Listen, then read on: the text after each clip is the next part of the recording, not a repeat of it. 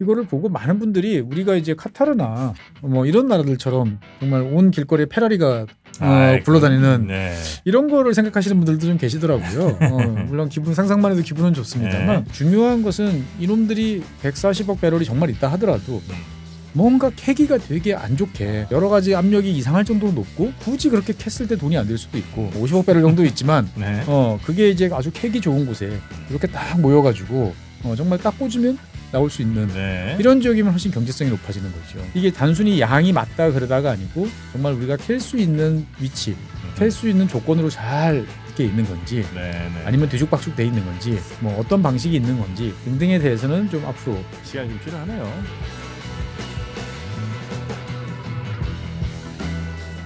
최준영 박사의 지구본 연구소, 오늘도 흥미로운 우리 지구 이야기 전해드립니다. 반갑습니다. 정프로입니다. 네, 최준영입니다. 네, 드디어 우리나라가 당군 할아버지가 꼭꼭 숨겨놓으셨던 터집니까?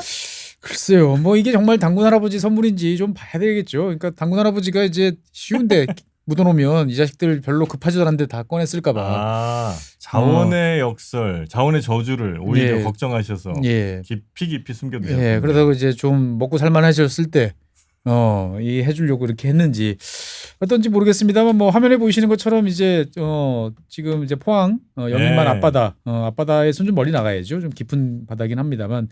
6-1광구 그다음에 8광구라고 표시되어 있는 요 경계선 지역 이쪽 지역에서 이제 대규모 석유 또는 가스 발견돼 있는 징후가 발견됐다라고 그래서 이제 대통령과 이제 장관이 이제 발표를 했죠. 뭐 물리 조사가 됐다는지 이런 얘기가 그렇습니다. 있더라고요. 그러니까 이제 땅 속을 일일이 다 파볼 수는 없잖아요.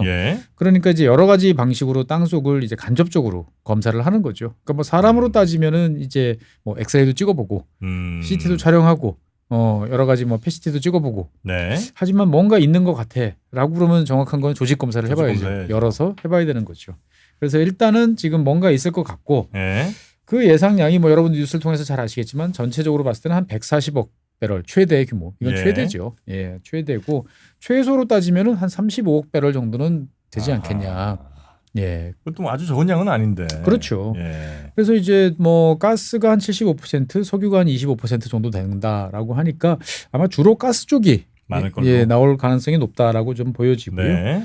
어쨌든 간에 이제 뭐 여러 가지 이야기가 있습니다만 기분 좋은 소식이고요. 저는 이거 처음에 들었을 때 140억이라는 게 정말 놀란 게 가이아나 제가 이 프로에서 몇 번 말씀드렸잖아요. 가이아나가 로또를 맞았다. 이 가이아나의 이제 그 스타브루크 광구 같은 경우가 한 100억, 110억 배럴 정도로 알려져 있어요. 그러니까 그거보다 더 많은 게 이제 나왔다라고 하면 대단한 거죠. 그 스타브루크 유전지대 같은 경우는 2015년에 이제 발표가 됐는데 한 곳이 아니고 이제 이렇게 면적으로 따지면 여기서 계속 발견되는 거예요. 그래서 이걸 다 합해가지고 한 110억 배럴 정도라고 이야기하고 실제로 이 가이아나 이 해저 유전 같은 경우는 이제 심해 한 5,000m까지 내려가야 돼요. 깊은 곳은. 그래요? 상당히 깊은 곳이고. 근데 어쨌거나 이게 이제 똑같은 지질 구조가 아니고 여기 좀 다르고 저기 좀 다른데 여기서도 발견되고 저기서도 발견되고 했던 지역이라서 어떻든 세계적으로 봤을 때 거기서 정말 나왔어? 라고 많이들 놀랐던 있을 것 같지 않은데 라고 생각했는데 나왔다라는 거죠. 여기가 5,000m, 우리가 한 1,000m 정도 된다니까. 우리는 지금 현재 한 1,000m 정도, 수심이 한 1,000m 정도 되고요. 그 다음에 그 밑으로 이제 파고 들어가야 되죠. 그러니까 전체적으로 보면은 한 2,000m 이상 정도는 파고 들어가야 되지 않을까라고 생각되는데. 여기보단 좀 낫네 그래도. 그렇죠. 그러니까 우리는 막 물 위에서부터 물 1,000m, 그 다음에 다시 1,000m, 2,000m 이렇게 되면 엄청 깊어 보이는데 실제로 전 세계적으로 봤을 때 이거보다 훨씬 깊은 심해 유전들이 많이 있어요. 그러니까 이제 기술적인 것은 어떻든 간에 뭐 충분히 극복 가능한 문제인데 중요한 것은 진짜 있어? 그게 제일 문제죠. 뭐. 진짜 있어. 그러니까 결국은 파봐야 되는데 이게 이제 저도 뉴스를 보고 이제 부랴부랴 찾아보니까 이미 이제 꽤 좀 진도가 나갔던 그런 느낌이 들었어요. 그러니까 왜냐하면은 이제 지난달 이제 5월달이죠. 올해 2024년 5월달에 이 드릴십 그러니까 시추를 하려고 그러면 드릴십이 있어야 되잖아요. 이 화면에 보이시는 것처럼 웨스트 카펠라라고 하는 이 드릴십 한 척을 이제 용선을 이제 이미 계약을 했어요. 그러니까 이제 정부 차원에서는 그러니까 석유공사 차원에서는 이미 뭔가 뚫어볼 만할 것 같아라고 생각을 해서 이제 드릴십도 용선을 하고 예. 그래서 자세한 내용을 이제 이 몇몇 언론을 통해서 확인을 해보니까 12월 달부터 예 40일 동안 시추한다. 아 올해 12월부터 40일간. 그렇습니다. 현재는 지금 이게 아마 인도네시아인가 어디 가 있어요. 예, 그러니까 이제 그 임차 기간이 끝나면 이쪽으로 와서 이제 작업하는 걸로 돼 있고 이제 뭐 3,200만 달러 정도 되고 한 400억 가까이 되네요. 예, 그런데 이제 그 여러 가지 옵션들이 또 있어요. 그러니까 거기에 따라서 가격은 이제 왔다 갔다 할 수 있는데 일단 기본 3,200만 달러 정도로 해서 일단 40일 동안 쓰는 걸로 했으니까 당연히 더 쓰면은 더 올라가겠죠 이제 보면은. 그러니까 현재 단계는 이제 탐사 자원량 탐사를 해서 대략적으로 이만큼 있는 것 같아. 추정하는. 예. 그래서 일단 물리 탐사를 통해 가지고 일단 한 거고 정확한 것은 이제 시추를 해봐야 되는 거예요. 시추를 해서 이제 잠재 자원량으로 바뀝니다. 그러면 이제 훨씬 정확해지는 거죠. 그 다음에 이제 우리가 보통 매장량이라고 보통 표현하는 거는 이거는 이제 산출량이 정확하게 나올 수 있는 정말 딱 파이프 꽂아가지고 우리가 뽑을 수 있는 게 얼마 정도 되는 것까지 계산이 다 끝난 거. 그러니까 이게 사실 뭐 140억 배럴 뭐 이게 나오느냐 35억 배럴 정도는 있지 않느냐 뭐 여러 가지 이야기들이 있습니다만 중요한 것은 이놈들이 140억 배럴이 정말 있다 하더라도 뭔가 캐기가 되게 안 좋게 예 여러 가지 압력이 이상할 정도로 높고 여러 지층들하고 막 불균형하게 섞여 있고 이러면 있지만 굳이 그렇게 캤을 때 돈이 안 들 수도 있고 뭐 한 50억 배럴밖에 안 된다. 50억 배럴? 50억 배럴 정도 있지만 그게 이제 아주 캐기 좋은 곳에 이렇게 딱 모여가지고 정말 딱 꽂으면 나올 수 있는 이런 지역이면 훨씬 경제성이 높아지는 거죠. 그러니까 이게 단순히 양이 맞다 그러다가 아니고 정말 우리가 캘 수 있는 위치, 캘 수 있는 조건으로 잘 이렇게 있는 건지 아니면 뒤죽박죽 돼 있는 건지 뭐 어떤 방식이 있는 건지 등등에 대해서는 좀 앞으로 시간이 좀 필요하네요. 그렇죠. 뭐 일단은 이제 올해 말부터 이제 한다고 그랬으니까 내년 5개 정도 해본다고 그랬죠. 그러면 내후년 정도까지 그러니까 이제 2025년 정도 말 2026년 정도 되면 대략적으로 윤곽이 나오지 않을까라고 좀 생각이 되어집니다. 네. 예. 근데 우리나라가 이 석유가 한 방울도 안 나는 나라는 아니고 조금 나는 나라긴 했죠. 조금 났다가 지금은 이제 다시 산유국 지위를 반납을 했죠. 그때 말씀해 주셨던 네, 동해 이제 여기 화면에 가스전. 예, 화면에 보시면 여기 잘 안 보시게 여기 동해 가스전이라고 표시되어 있는 요 지역이 지금 있습니다. 예, 화면에 보이시는데 요 지역에 났다가 몇 년 동안 이제 쭉 했다가 지금은 이제 다 떨어져 가지고 문을 닫았죠. 그래 가지고 우리나라가 원래 98번째 산유국이 됐다가 지금은 다시 또 내려온 이제 그런 상황입니다. 근데 요거 한번 파보겠다고 시도한 거는 굉장히 또 역사가 좀 있지 않습니까, 우리나라도? 그렇죠. 그러니까 이제 거슬러 올라가면 1960년대부터 석유를 찾겠다. 60년대도 있었어요? 예. 사실 뭐 더 거슬러 가면 일제 강점기 때부터 그래요? 예, 석유를 찾아보겠다 여러 가지 이제 있었는데 본격적으로 좀 해봤던 거는 60년대 그래가지고 여기저기서 이제 육상 지역에서 60년대는 주로 찾아봤어요. 몇 번 뚫어봤는데 뭐 뚫어봤는데 도저히 뭐 안 나올 것 같다라고 그래서 1970년대 초반서부터 광구를 설정을 하고 이제 한번 뚫어보자라고 이야기를 했습니다. 그래서 여러분들 잘 아시는 것처럼 지금 이런 식으로 이제 지금 빨간색으로 보이시는 요게 지금 화면에 표시되어 있습니다. 서쪽서부터 그러니까 저쪽 백령도 이쪽 인천 앞바다부터 1, 2, 3, 4, 5 쭉 내려와서 지금 이제 동해안 있는 지역이 이제 6 정도 되고요. 남해안과 동해안 그 앞쪽이 6기고 여러분들 좋아하시는 칠광구. 칠광구가 저 밑에 쪽 일본 쪽까지 이제 휙 날아가는 거죠. 내려가는 이제 그런 것인데 실제로 이제 우리나라가 당시에 이렇게 광구를 설정했던 가장 큰 이유는 우리 혼자 캘 능력이 없어요. 당시 70년대는. 그러니까 70년대만 해도 이게 벌써 이제 전 세계적으로 봤을 때 해상에서 석유를 막 캐기 시작한 게 얼마 안 됐어요. 그러니까 당연히 그 당시 70년대 대한민국으로서는 이거를 캘 돈도 캘 능력도 없으니까 많은 국가들이 하는 방법을 동원한 겁니다. 그러니까 어떻든 우리 국가에 대한민국이라는 나라에 주권이 미치는 지역 내에 광구를 설정해 놓은 거예요. 이렇게 좀 나눠놓고 외국 기업들 들어와라. 여기서 너희들이 봤을 때 우리가 기본적인 자료는 줄 테니까 너희들이 봤을 때 있을 것 같아 싶은데 와서 신청을 하면 조강권을 줄게 라고 이야기를 한 겁니다. 그래서 탐사해서 처음부터 계약 조건이 있었어요. 그러니까 이제 1970년대 처음에 이걸 나눌 때 어떻게 했냐면은 12.5% 석유가 생산되면 8분의 1. 예, 12.5%를 원화 또는 달러로 이제 납입한다. 전제 조건에 동의하고 그 다음에 뭐 실제로 이제 그 각각의 단계에서 할 때마다 수수료는 사실 뭐 별로 안 돼요. 그런 것들을 이제 하도록 이제 했던 거죠 보면. 네. 그래서 외국계 기업들이 꽤 여러 곳에 이제 관심을 뒀습니다. 그래서 화면 지금 보시면 아시겠지만 이제 몇 군데 빨간색 점들이 이렇게 찍혀 있는 곳들이 있어요. 네. 요 지역들을 몇 번 뚫어봤던 그런 지역입니다. 안 나와요? 예, 그러니까 뭐 살짝씩 조금씩 유쟁이 있었으나 당시로 봤을 때 보면은 이렇게 썩 나올 만한 지역이 아니다라고 생각을 해서 그 당시에 이제 뭐 그 쉘도 있었고 몇 개 메이저들이 있었는데 다 1980년대 초반에 이제 반납을 하고 포기. 예, 다 포기하고 나갔어요. 이게 처음에 광고를 한번 하면은 최장 10년까지 연장할 수 있었는데 네. 연장 안 하고 대부분 다 갔던 거죠.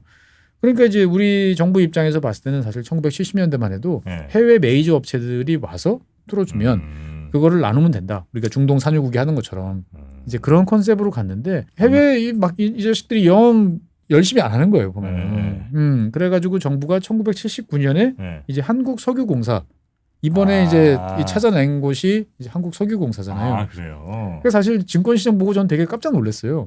이거는 철저하게 한국석유공사 일이에요. 가스공사하고는 관련이 없어요.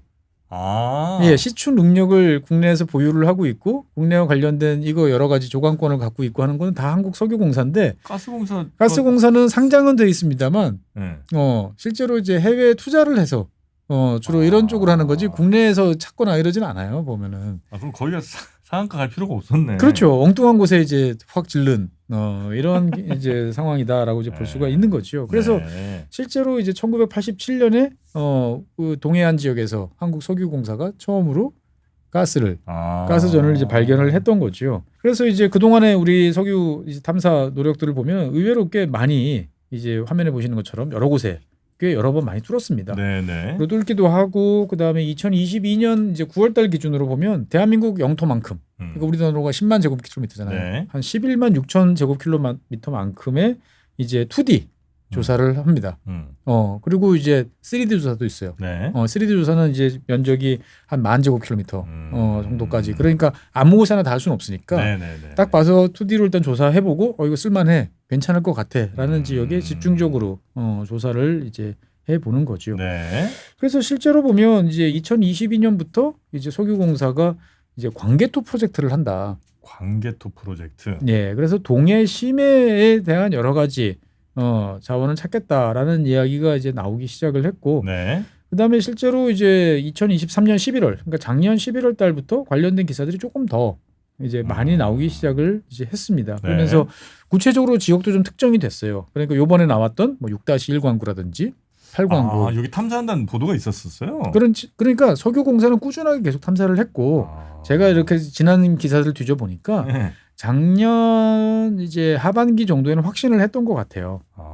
뭔가 있다. 예, 뭔가 있다라고 이야기를 하고, 그리고 올해 2월달 같은 경우는 최대 24개까지의 시추를 해보겠다라고 이야기를 했어요. 그러니까 석유공사 내부적으로는 이제 뚫어볼 만큼의 자료와 타당성은 확보됐다라고 이미 작년 말에 결정을 하고, 올해 초에 그거와 관련돼 있는 보다 세부적인 사항들, 확인 절차 아마 이런 거를 이제 거쳤고, 실제로 요번에 이제 뭐 많은 분들 사이에서 입에서 오르내리는 이제 그 액트지오라고 하는 미국계 그 컨설턴트 이제 회사에도 작년 2월달에 이미 맡겼던 것으로 나와요. 여기 또 말이 많대. 뭐 여러 가지 이야기들이 있습니다만 뭐 저는 뭐 어쨌든 간에 이제 저는 국내 많은 분들께 이미 확인을 했던 것 같아요.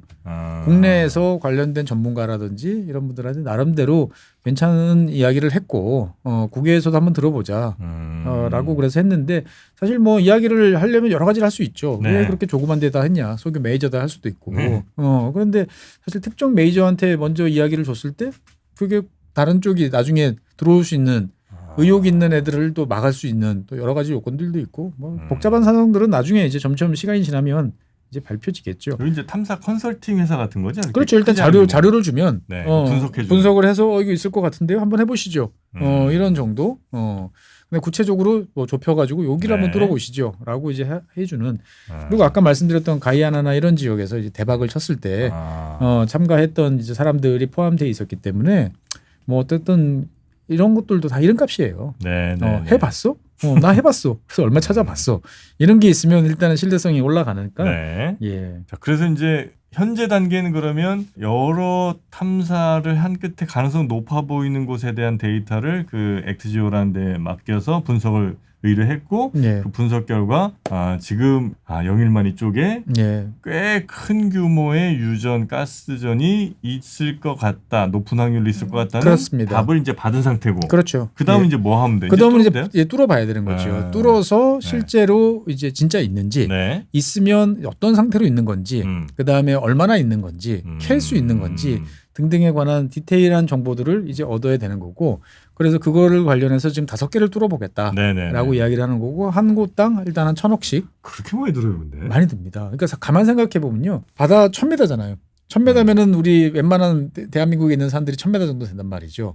그러면 그 1,000m 위에서 그 처음에 시추할 때 처음에 내려보내는 이 시추공에 시추봉 이제 이 지름은 한 1m 정도 돼요. 그러면 저 1,000m 위에서 1m짜리를 내려보내가지고 막 물살이 있는 데를 내려보내가지고 내가 원하는 그 포인트에다가 정확히 갖다가 꽂아야 되는 거예요.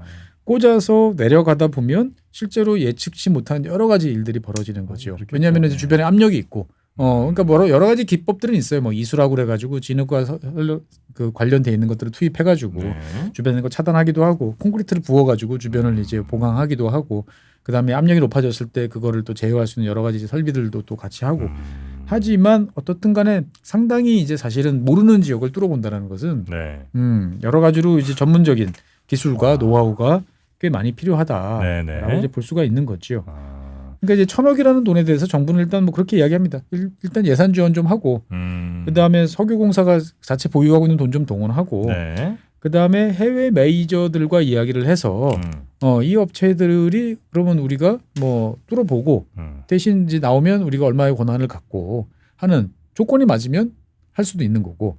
근데 5천억 정도 드는 거는 우리가 해야 되는 거 아니에요? 그래서 누구한테 권리를 안 주고 100% 우리 권리로 갈 수도 있고 그렇죠. 아니면 누군가 들어와서 대신 이제 돈 안 들게 뚫어서 만약에 안 나오면 이제 그 사람도 손해지만 어쨌든 그렇게 끝이고 만약에 나오면 나눠야 될 거 아니에요? 그렇죠. 그러니까 여러 가지 계약 방법들이 있는 거예요. 그러니까 실제로 이제 석유공사 그러니까 이거는 이제 뭐 일본이라든지 주요 다른 나라하고 걱정할 게 없는 게 100% 우리나라 이의지라고 그렇죠. 인정돼 있던 지역이니까 우리가 그냥 하면 돼요. 하면 되는데 이게 이제 깊단 말이죠. 1,000m 정도 되고 이제 하면 2,000m 정도는 뚫고 내려가야 되다 보니까 아무래도 이제 전문 기술을 가진 업체들과 컨소시엄을 형성하는 건 당연해요. 그러니까 어떤 업체와 어떤 조건으로 어떻게 컨소시엄을 형성할 것이냐라는 게 사실은 여러 가지 방법들이 있거든요. 그러니까 이제 뭐 돈만 주고 정말 우리가 봤을 때 확신하다. 그러면 우리가 이제 용역비만 주고 뚫어서 보고서 갖고 와라고 할 수 있는 거고 만약에 이제 하다 보니까 한두 개 뚫어봤는데 야 이게 나올 것 같은데 되게 애매하다. 자료를 봤을 때 있을 것 같고 그러면 좀 더 넓혀가지고 투자를 많이 해야 되는데 단독으로 하긴 좀 부담스러우니까 적절한 이제 권한을 주고 뭐 할 수 있는 여러 가지 방법들이 이제 있는 거죠. 그러니까 지금 이제 6월 달인데 실제로 사실 연말에 이제 드릴십 벌써 이제 임차를 했잖아요. 그럼 뚫어야 되는데 6개월 사이에 그런 컨소시엄을 구성을 하고 만약에 이제 뭔가를 하기에는 시간이 지금 상당히 좀 빠듯한 그러한 조건이니까 모르겠어요. 그냥 석유공사가 단독으로 이거를 지금 해보려고 그냥 단순 용역 방식으로 가나? 그러니까 어떻게 보면은 석유공사가 이제 자체 자금으로 한두 곳 정도 뚫어서 좀 더 디테일하고 정확도가 높은 정보를 이제 확보를 하면 훨씬 이제 컨소시엄이나 투자자를 확보하기가 더 좋을 수도 있죠. 봤을 때 이건 무조건 되는 거다라고 이제 볼 수도 있으니까 그렇게 생각하는지는 모르겠습니다만 어쨌든 간에 여러 가지로 봤을 때는 일단은 꽤 1년 전부터 여러 가지 준비를 이제 해왔던 것 같고 나름대로는 물밑에서 작업이 꽤 되다가 6월 달에 여러분들 앞에 저희 앞에 이제 등장하게 됐다라고 말씀드릴 수 있을 것 같습니다. 어쨌든 근데 최종 만약에 뚫어서 기름 우리가 쓸 수 있을 때까지는 꽤 걸리는 거죠? 그렇습니다. 일단은 이제 경제성이 있는지를 판별을 하는데 한 2년 정도는 걸린다. 적어도 빨라도 2년이에요. 2, 3년 정도. 그러면 이제 거기서 이제 나을 것 같아라고 그러면 경제성 평가를 이제 또 해야 되지 않습니까? 그러면 이제 경제성 평가를 하면 어떤 방식으로 얼마만큼의 이거를 깰지를 또 결정을 해야 돼요. 그러면 거기에 맞춰서 다시 플랜트를 발주를 하고 조달을 하고 여러 가지 작업들을 해야 되는 거죠. 물론 우리나라 같은 경우는 이제 해양 플랜트 이런 것들 아픈 손가락이긴 하지만 다 해봤던 경험도 있고 그 동해 가스전 해봤기도 했기 때문에 실제로 하면 다른 나라에 비해서 빨리 할 수는 있으나 네. 제가 봤을 때는 아무리 빨라도 10년. 예, 아무리 속도전 뭐 모든 조건이 착착착착 맞아 떨어져도 네. 최소 10년은 잡고 있어야 뭔가 이제 되는 거고 뭔가 중간에서 이제 애매한 조건들. 그러니까 이를테면 기름은 있어. 기름은 있는데 캐려고 그러면 사업비가 많이 들어. 네. 그러면 이거 캐야 되나 말아야 되나? 사실은 그런 경우 되게 많거든요. 지금 유가가 막 배럴당 120달러야. 네. 네. 그래가지고 해보니까 야 이건 배럴당 우리가 한 95달러, 한 100달러에서 95달러 사이면 나올 수 있어. 그러면 지금 배럴당 20달러씩 버는 거잖아요. 네. 투자해라고 해서 5년 있다가 완공이 됐는데 배럴당 60달러 이렇게 돼버리면은 이제 안 되잖아요. 그러니까 여러 가지로 사실은 이 자원 탐사, 특히 석유 뭐 발견, 그다음에 채굴 이런 거 같은 경우는 도박, 확률 게임이라는 것이 참 맞는 것 같다라는 말씀드리고 싶습니다. 그 최근에 뭐 아까 그 가이아나? 네, 가이아나. 네, 가이아나. 여기 같은 데는 여기도 오래 걸렸어요. 그 탐사해갖고 뚫고. 그렇죠. 가이아나 석유는 사실 네. 가이아나 같은 경우는 옆에 이제 수리남도 있고, 네. 그다음에 이제 베네수엘라도 있고, 네. 이제 그렇죠. 그러니까 베네수엘라 옆이니까 석유가 아마 있지 않을까라고 생각들을 했습니다. 그래서 네네네. 그 가이아나 같은 경우는 사람들이 처음으로 석유를 찾아보겠다라고 나선 건 언제냐? 구체적으로 기록이 남고 제대로 각 잡고 찾아본 게 1916년이에요. 네. 100년도 넘었어요. 100년도 넘었어요. 아이고야. 그래서 이제 가이아나 같은 경우는 1700년대, 18세기 때부터 야 여기 다녀보니까 뭔가 네? 기름이 떠다니는 데가 있어. 1700년대? 예, 그러니까 원래 기름이 많은 동네들은 이게 이제 막 기름 호수가 되든지 아니면 어디 뭐 이렇게 불꽃이 나오든지 아니면 뭔가 이렇게 미끌미끌하는 놈들이 뭔가 섞여 있든지 이런 조짐들이 다 있어요. 네네네. 그러니까 아무데나 뚫어보는 게 아니고 그런 거를 다 지표에서 찾아보고 난 다음에 이제 뚫어보는데 그런 지역들이 육상에 몇 군데 발견이 됐는데 네. 그래서 1958년부터 68년 이때는 아직 가이아나가 이제 독립하기 이제 전이었을 텐데 여러 기업들이 와서 뚫어봅니다. 그런데 이제 모두 실패해가지고 이제 포기하고 네. 나가는 거죠. 그래서 육지에는 도저히 안 되는 것 같고 이제 바다에서 좀 멀리 나가 찾아보자라고 했는데 이게 이제 의외로 시간이 좀 많이 걸렸어요. 왜냐하면은 옆에 있는 이제 네. 수리남하고 이제 해상 경계 분쟁이 있었던 상황이에요. 그러니까 이거를 이제 어떻게 조절을 할 건지를 협상도 하고 중재도 받고 하면서 이제 결국 2007년 이제 타결이 돼서 한 33,000제곱킬로미터를 이제 수리남으로부터 더 갖고 왔죠. 네. 그러고 나니까 이제 이때서부터 본격적으로 우르르 몰려가서 탐사를 이제 시작을 하게 됐고 2008년 엑손모빌이 이제 이 지역에 뛰어들어옵니다. 그래서 네. 다들 제가 저기 왜 가? 라고 하는데 7년이 걸렸어요. 네. 7년이 걸려서 2015년부터 아까 말씀드렸던 이제 스타브록이라고 하는 대규모 유정을 발견하는데 네. 성공을 한 거죠. 그러니까 지금 여기 화면에서 보시는 것처럼 노란색으로 표시되어 있는 이 지역이 지금 스타브록 유정이고요. 네. 여기에서 지금 보면은 개별적으로 지금 하나하나의 유전들이 계속 발견이 되고 있다. 라고 보시면 되겠습니다. 그래서 초록색으로 표시된 게 예. 이미 이제 그 나오고 있는 생산되고 있는 거고 지금 빨간색이 이제 나올 가능성이 있어서 계속 개발을 하고 있는 이제 그러한 지역인데 그러면은 2015년에 이제 대규모 유정이 발견됐어요. 네. 경제성도 있어요. 그런데 가이아나가 본격적으로 국제 시장에 석유를 쏟아내기 시작하는 건 올해부터예요. 10년 걸린 거예요? 그렇죠. 15년. 그렇죠. 10년 그렇죠. 걸린 10년 걸린 거죠. 그러니까 이게 아까 제가 10년이라고 말한 게 가이아나보다는 우리가 그래도 빨리 할 수 있지 않을까? 라고 이제 생각을 이제 한 건데 어떻든 가이아나 같은 경우는 뭐 인구 30만 정도밖에 되지 않는 나라에서 터지다 보니까 지금 전 세계적으로 봤을 때 1인당 석유 매장량으로 따지면 1등인 나라가 가이아나예요. 네, 그래서 가이아나가 이제 올해 하반기부터 본격적 내년서부터 이제 정말로 이제 막 대량으로 쏟아내기 시작을 할 것 같은데 이렇게 되면은 이제 오펙 플러스가 지금 200만 배럴 감산하는 거 상당수를 가이아나가 떠맡을 수 있다. 벌충을 해주고 그다음에 저 남미에 있는 더 큰 규모의 브라질이 이제 생산을 하면 뭐 별 문제 없지 않을까라고 이제 할 정도로 어떻게든 이제 21세기 들어와서 가스는 이스라엘, 그다음에 석유는 가이아나가 지구를 이미 다 뒤져서 더 이상 나올 데가 없다라고 했는데 아니거든. 이라고 보여주는 대표적인 사례다라고 말씀드릴 수 있겠습니다. 이제는 한국 차례입니다. 예. 네.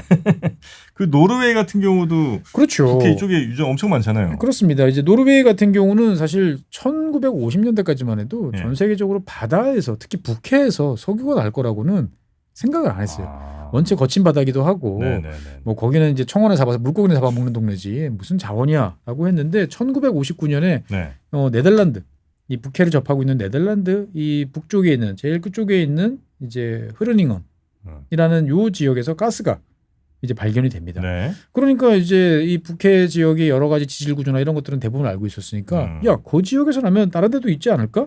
라고 생각들을 이제 하게 되는 거죠. 예. 그래서 이제 1962년에 이제 필립스 석유라는 곳에서 이제 라이선스를 제안을 합니다. 노르웨이 정부한테 우리가 탐사를 해볼 테니까 탐사 권한 주시면 우리가 월 16만 달러씩 꼬박꼬박 납부할게요. 네. 네. 그렇게 이야기를 들으니까 노르웨이 정부가 일단 당황을 합니다. 잠깐만, 석유가 난다고? 그러면 이 자식한테 그냥 주면 안 되겠네. 그러면 어디까지 우리가 이걸 할지를 생각을 해봐야지라고 생각을 해서 1963년에 대륙붕 주권이라는 것을 선언합니다. 그러니까 대륙붕이라는 것은 육지가 바다로 밑으로 이렇게 쭉 내려가 이어지는 곳이잖아요. 네. 그러니까 어디까지가 이 육지랑 연결돼 있는 지역인지를 우리가 선언을 해야 그 지역에 탐사를 할 수 있으니까 일단 1963년에 선언을 합니다. 선언을 하고 그 다음에 채굴은 하지 말고 일단 탐사만 해봐. 라고 이야기를 합니다. 근데 이제 지도를 보시면 아시겠지만 이 노르웨이에서 대륙붕을 쭉 긋다 보면은 여러 나라랑 겹쳐요. 가까운 이제 덴마크, 영국, 네. 뭐 네덜란드 이런 쪽하고 다 겹칠 수밖에 없어요. 네. 그러니까 갑자기 이 북해를 이제 나눠야 되는 이러한 상황이 되는 거죠. 그래서 이제 노르웨이가 뭔가 석유가 날 것 같아. 그러니까 덴마크도 당연히 나서겠고 영국도 그래가지고 이제 모여서 협상을 합니다. 그래서 1965년에 이런 식으로 이제 쪼개는 거죠. 그래서 여기가 노르웨이, 여기가 영국, 뭐 여기가 덴마크 이런 식으로 이제 딱 합의를 해서 네. 바다 바다 위에다가 이렇게 탁탁탁 쪼개놓은 거죠. 보면은 예. 그래서 이제 문제는 이제 이때 덴마크 사람들이 씁쓸한 농담을 잘합니다. 저거 잘못 받았구나. 잘못 그은 거다. 이게 원래 이렇게 가는 게 아니고 여기서 더 북쪽으로 지금 여기 노스시라고 표시되어 있는 요 시 쪽으로 원래 이렇게 가는 거에 대해서 당연히 합의가 됐는데 당시 협상의 장에 나섰던 이 장관이 이제 고주망태가 돼가지고 아이고야. 예, 술 먹고 찍었다 뭐라는 씁쓸한 농담들을 이제 자조적으로 많이 합니다. 예. 거기도 안 나는구나 지금 덴마크 쪽은. 덴마크 쪽은 나오긴 했는데 이미 거의 다 썼어요. 아 그래요. 다 썼고 제가 말씀드렸던 요 지금 경계 지역, 요 노스시라고 하는 요 지역이 대박이에요. 아. 예. 노르웨이 거. 예. 그래서 이제 1965년에 선을 나누고 1969년서부터 이제 유정이 발견되기 시작을 합니다. 그리고 이제 71년부터는 막 여기저기서 막 나오는 거죠. 그러니까 이제 영국도 찾고. 그래서 이제 야 이게 바닷속에서 돈이 돼라고 약간 다들 이제 엉거주춤하고 있었는데 72년 뭐 이럴 때 오일 쇼크가 빵 터지면서 그때 대박 돈 돼. 라고 그냥 가자라고 했던 거죠. 그래서 이제 1972년에 이제 그 노르웨이 정부는 스타트 오일 우리로 말로 옮기면 이제 국영 석유회사라고 하는 멋대가리 없는 스타트 오일이라는 지금은 이제 에키노르죠. 네. 여기에 이제 국영 석유회사를 설립을 하고 그 다음에 노르웨이가 기본적으로 50%는 무조건 확보한다라는 방침을 발표합니다. 그러니까 이제 그 당시만 해도 노르웨이도 아직 뭐 이런 걸 할 만한 단독 기술력이라든지 자금이 없었기 때문에 다른 이제 석유 메이저들하고 같이 해야 되는데 일단 기준을 정확하게 설정을 이제 했던 거죠. 그래서 실제로 이제 그 다음서부터 노르웨이는 이제 북해 유전으로 가지고 지금 뭐 1인당 국민소득이 뭐 12만 달러? 14만 달러? 예. 잘 아시는 것처럼 이제 노르웨이 같은 경우는 국부펀드. 네. 그래가지고 여기서 버는 돈은 절대로 지금 쓰지 않고 다 국부펀드에 쟁여놔서 지금 1조 몇천억 달러 세계 최대 규모의 펀드가 된 거죠. 뭐. 네네네. 그러니까 우리도 만약에 동해 이렇게 잘 나오면 우리 국민연금 그리고 이제 고갈 좀 늦추거나 거기 이제 좀 벌충을 좀 할 수 있지 않을까. 정프로님이 아주 좋은 지적해 주셨어요. 그러니까 제가 이거를 보고 많은 분들이 우리가 이제 카타르나 뭐 이런 나라들처럼 정말 온 길거리에 페라리가 굴러다니는 이런 거를 생각하시는 분들도 좀 계시더라고요. 물론 상상만 해도 기분은 좋습니다만 한번 계산해 보죠. 이게 이제 이를테면 140억 배럴이라고 그러는데 그 중에 이제 뭐 많이 잡아서 한 100억 배럴 계산하기 좋게 한 100억 배럴. 근데 지금처럼 배럴당 한 80달러 정도 되면 그냥 쉽게 계산해 가지고 곱하기 100 곱하기 80이니까 8천억 달러예요. 얼마야 그러면? 한 1,100조 원 정도 됩니다. 요즘 환율로 하면 1,100조 원인데 그럼 큰 돈이죠. 1,100조 원이 큰 돈인데 2024년 올해 대한민국 예산이 얼마냐? 국가 예산이 얼마냐면은 656조 원이에요. 2년치 예산이구나. 2년치도 안 되는 거죠. 그러니까 대략 한 2년치. 그리고 이걸 한꺼번에 뽑아내는 게 아니잖아요. 뭐 30년 정도. 그렇죠. 예, 그러면 나누기 30 해놓으면 매년 뭐 등락이 좀 있습니다만 한 30 뭐 6조 원, 35, 6조 원 정도가 들어온다. 국방비하면 끝나겠는데. 그렇죠. 국가 예산이 한 5% 정도니까. 네. 예, 뭐 요긴하게 쓰면은 참 좋긴 할 텐데. 뭐 좋은 돈이긴 한데. 예, 좋긴 한데 이거 가지고 막 대한민국이 이제 막 놀고 먹는다든지, 국민들이 이제 드디어 이제 그동안 80년 동안 뭐같이 열심히 일한 대가를 받았다 이라고 하기에는 아직은 저 찾으면 뭐 모르겠습니다만. 그러니까 1년에 36조 원 정도라고 그러면은 제가 생각했을 때는 아까 정프로님이 딱 지적해 주신 것처럼 어떻게 보면 본격적인 고령화 시대. 그래서 국민연금 같은 경우도 2028년부터는 이제 국내 이제 국장에 네. 투자를 늘리지 않고 줄이겠다. 그렇죠, 그렇죠. 그게 맞아요. 왜냐하면 이제 계속 그 국민연금은 2028년부터는 이제 볼륨이 줄어들거든요. 그럼 팔아야 돼요. 팔아야 되니까 그거를 국장에 더 볼륨을 키워놨다가 줄이기 시작하면 정말 쇼크가 크기 때문에 지금서부터 사실은 줄이는 나가는 게 맞거든요. 그런데 그런 상태에서 국민연금 쪽에 일부 좀 집어넣고 사실은 국민연금보다 더 큰 걱정은 이제 의료보험이죠. 아, 건강보험. 예, 건강보험에다가 좀 넘어가면 상당 부분 좀 도움을 줄 수 있겠다라고 해서 제가 다시 들어봤더니 야, 이것도 만만치 않아요. 2022년 자료만 봐도 보험급여, 그러니까 그 보험공단에서 건강보험공단에서 지급한 보험급여가 한 80조 원 정도 규모예요. 그러니까 1년에 36조 원 되면 우리가 그동안에 계속 매년 올라가던 보험료를 좀 묶어놓을 수 있는 정도, 안정적으로 정도 사이즈가 아닐까. 어떻든 국민의 살림살이에는 좀 도움이 되지만 그 정도예요? 이게 막 우리가 피부로 느낄 만큼 야 정말 세상살이 좋아졌어. 뭐 전 국민 이제 뭐 1년에 이제 2주일씩 해외 크루즈 여행 이런 거는 좀 이제 기대하기 어려운. 근데 하지만 그래도 꿈과 희망을 좀 가져보면 여기만 있겠느냐. 네. 그렇죠. 뭐 나오면 이제 주변 지역 더 찾아보면 울릉도 앞바다도 있을 수 있고. 그렇죠. 더 주변 지역 여러 군데 더 있을 수도 있으니까 사실 이스라엘 같은 경우도 처음에 나와? 말도 안 돼. 뭐 찾았다고? 그래 봐야 요만큼이겠지. 방구 몇 번 피식피식하고 끝나겠지 했는데 찾으면 찾을수록 점점 큰 게 나오더니 결국 레비아탄 같은 정말 전 세계 가스 업계가 그냥 발칵 뒤집힌 동지중에 거기서 가스가 나온다고? 했던 것처럼 있으면 얼마나 좋을까. 라는 기대를 해보는 거는 뭐 그냥 상상의 나라를 펼치는 거는 기분이 좋을 것 같습니다만 어쨌든 그래 봐야 10년 이상 걸리는 거기 때문에 저나 국민 여러분 모두는 하던 일 성실하게 열심히 잘하고 세금 내고 해야 됩니다. 보면. 우리 그냥 뭐 잠깐 기분 좋은 걸로. 그렇죠. 뭐 그러면서 이제 우리가 로또 사놓고 이제 괜히 걸어놓지 않습니까? 그러니까 2년 후에 이제 긁어봅시다 하는. 알겠습니다. 그래도 어쨌든 되면 참 좋겠다. 되면 좋죠. 아유 기분 좋은 일이 아니겠습니까? 그래서 여러분들께서도 그때 작년에 백색 수소 했더니 막 너무나 즐거워했던 것처럼 백색 수소는 더 미래인데 일단은 뭐 동해안에서 가스는 나오면 그거보다 훨씬 빨리 그러네요. 나올 수도 있으니까. 한 내년 정도는 대충 다 나올 것 같은데. 어느 정도는 이제 확률이 뭐 더 높아지든지 낮아지든지 정도는 나올 수 있을 것 같으니까요. 한번 기대해 보시죠. 뭐 희망은 꿈과 희망은 돈이 들지 않습니다. 네, 역대 최대 유전이 동해안에서 존재한다. 21세기에 발견된 유전 중에서 그런 얘기가 나오면 참 좋겠다. 약을 좀 세게 친 것 같긴 합니다만 뭐 어떻든 간에 한번 기대를 해보는 게 또 대한민국 국민으로서 또 당연한 거 아닐까라는 생각 듭니다. 네, 하여튼 그러면 우리 동해 유전이 잘 개발되기를 바라면서 오늘은 우리 최지영 박사님 여기서 보내드리도록 하겠습니다. 네. 법무법인 율촌 최지영 박사님 대단히 고맙습니다. 네, 감사합니다.